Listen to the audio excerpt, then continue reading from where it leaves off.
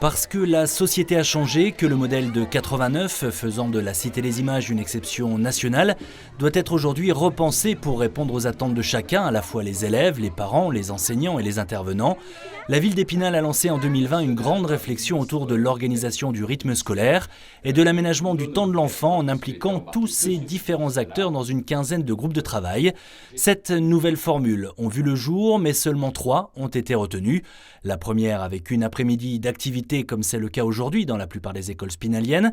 La deuxième avec 2 demi-journées d'activité, le principe des ATE serait ici renforcé. Et la dernière sur le modèle de la semaine de 4 jours et donc cette fois sans plus d'activité. Les parents et les enseignants doivent maintenant faire un choix et voter dans leur école respective. Des temps d'échange seront également proposés cette semaine par la ville d'Épinal dans les différents établissements. On met en place des réunions d'information pour accompagner les parents dans leur choix, pour expliquer et pour traduire un petit peu ce que tout cela va pouvoir induire dans leur quotidien. Voilà, donc c'est sur 15 jours, une consultation sur 15 jours qui va s'ouvrir au fur et à mesure sur toutes les écoles de la ville. Dans tous les cas, les matinées seront un peu plus longues pour les élèves, la pause méridienne légèrement réduite, mais chaque formule propose une fin de classe à 16h. La vraie question finalement, c'est pour ou contre les ATE.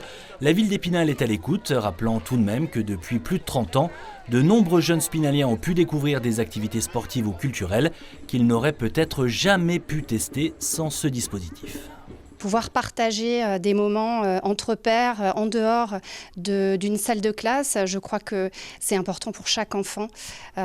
Aujourd'hui, encore plus qu'avant, avec des enfants qui sont davantage sédentaires et qui ont parfois du mal à être ensemble, à vivre ensemble, à communiquer.